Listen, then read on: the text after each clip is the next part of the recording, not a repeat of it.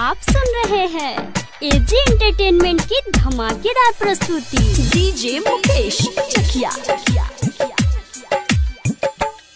हम दोसरा संग जाके तोहसे मुँह मोड़ती, हम दोसरा संग जाके तोहसे मुँह मोड़ती, तोहर के ना बुझाइत जब हम छोड़ती, रोआ तू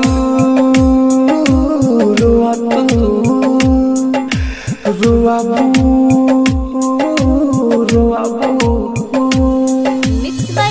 recording studio DJ Mukesh Chakiya.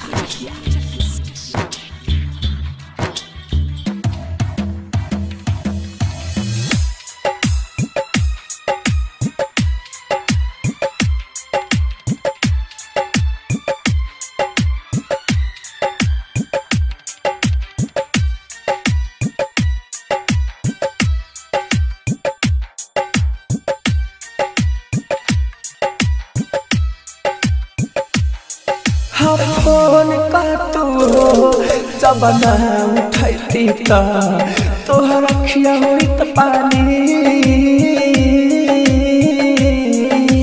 लेकिन ऐसे हम कैसे करती सनम तोहर के अपन मानी,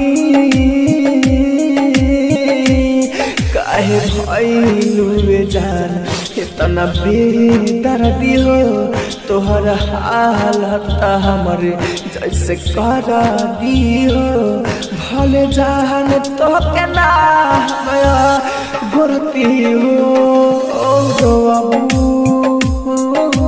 रोअबू रोअबू रोअबू। आप सुन रहे हैं एजी एंटरटेनमेंट की धमाकेदार प्रस्तुति।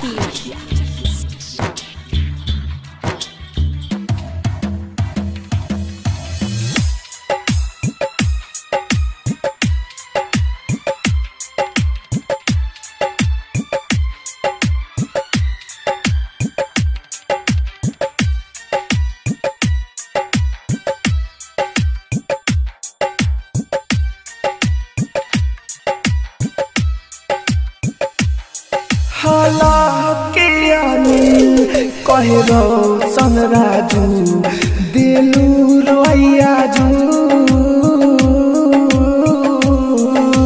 राहुल राजा धानी तड़पे मछली खानी केहू नवे आजू,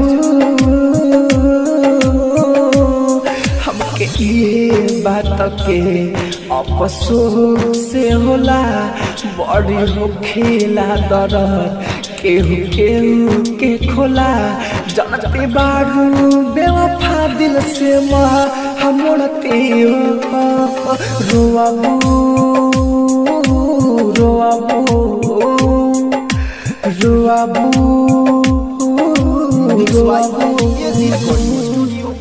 रोशनपुर सपहा। हम दोसरा संग जाके तोहसे मुँह मोड़ती, हम दोसरा संग जाके तोहसे मुँह मोड़ती, तोहर के ना बुझाइत जब हम छोड़ती, रोआ तू रोआ तू रोअबू